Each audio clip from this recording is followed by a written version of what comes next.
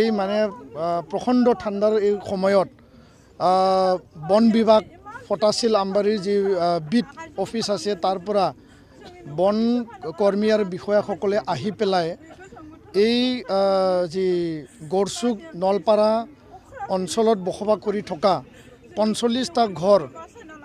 Tribal আৰু বড়ো জনগোষ্ঠীৰ এই বসতি প্ৰধান বা এই বসবাস কৰি থকা ঘৰবিলাকক কোনো নটিচ নিদিয়াকৈ কোনো আগজাননী নিদিয়াকৈ আৰু কোনো তেনেকুৱা ইনফৰ্মেশ্যন নিদিয়াকৈ তেওঁলোকে ভাঙি চুৰমাৰ কৰি থৈ যায় আৰু তেওঁলোকক মানে ঘৰ বাৰী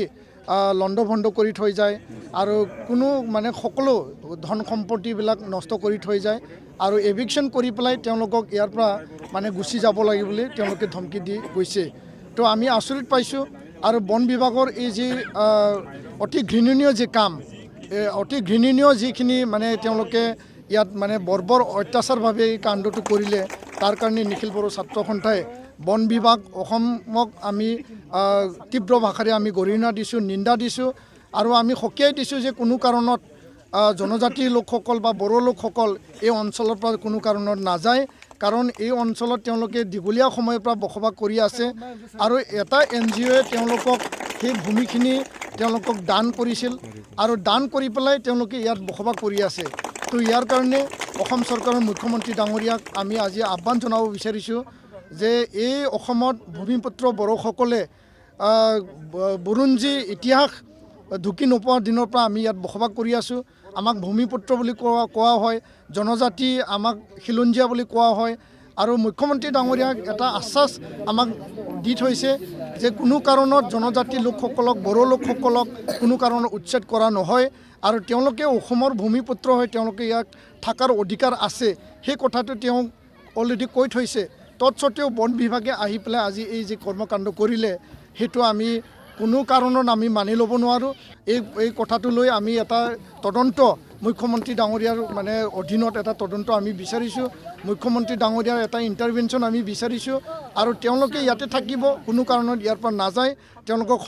পুনৰ সংস্থাপন দিব লাগে। 2006 ভূমি অধিকাৰ বন অধিকাৰ আইনৰ যোগেদি তেওঁলোকক মাটি প্ৰদান কৰিব লাগে আৰু নতুন ঘৰ সাজাৰ কাৰণে তেওঁলোকক ব্যৱস্থা কৰিব লাগে আৰু লগতে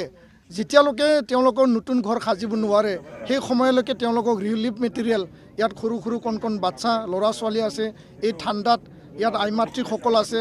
ইয়াত মানে চিজাৰিং হৈ পেলাই মানে সৰু বাচ্চা জন্ম হোৱা তেনেকুৱা মাসকল আছে, তেওঁলোকক ভৱিষ্যতৰ কথা সেই বন বিষয়াসকলে কিয় চিন্তা নকৰিলে আৰু তেওঁলোকে এই অঞ্চলত আহি পেলাই অকল বড়ো মানুহখিনি কিয় উচ্ছেদৰ কাৰণে তেওঁলোকে কাম কৰিলে। ইয়াৰ লগতে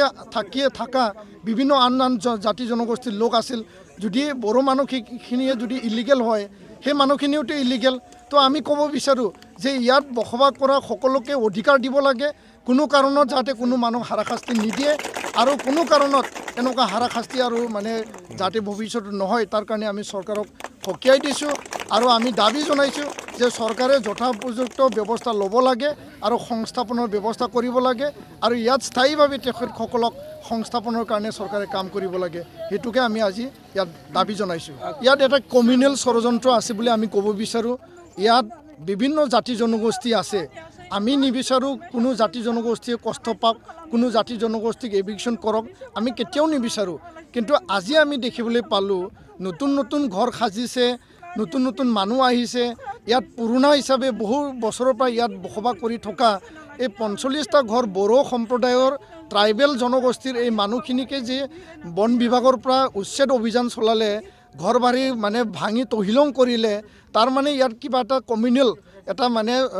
ষড়যন্ত্ৰ আছে আৰু কাৰোবাৰ প্ৰৰোচনাত এইটো মানে কৰিছে। তো ইয়াৰ কাৰণে আমি মুখ্যমন্ত্ৰী ডাঙৰীয়াৰ ইণ্টাৰভেনশ্যন বিচাৰিছোঁ যাতে কোনো কাৰণত অসমত ভূমিপুত্ৰসকলক অন্যায় আৰু অত্যাচাৰ অবিচাৰ নচলে আৰু ভূমিপুত্ৰসকলক জনজাতি লোকসকলক কোনো কাৰণৰ উচ্ছেদ অভিযান নচলায়, তাৰ কাৰণে মুখ্যমন্ত্ৰী ডাঙৰীয়াই এটা দৃঢ় পদক্ষেপ ল'ব লাগে। আমি আশাবাদী আৰু এই ক্ষেত্ৰত আমি চৰকাৰৰ লগত আলাপ আলোচনা আমি কৰিম।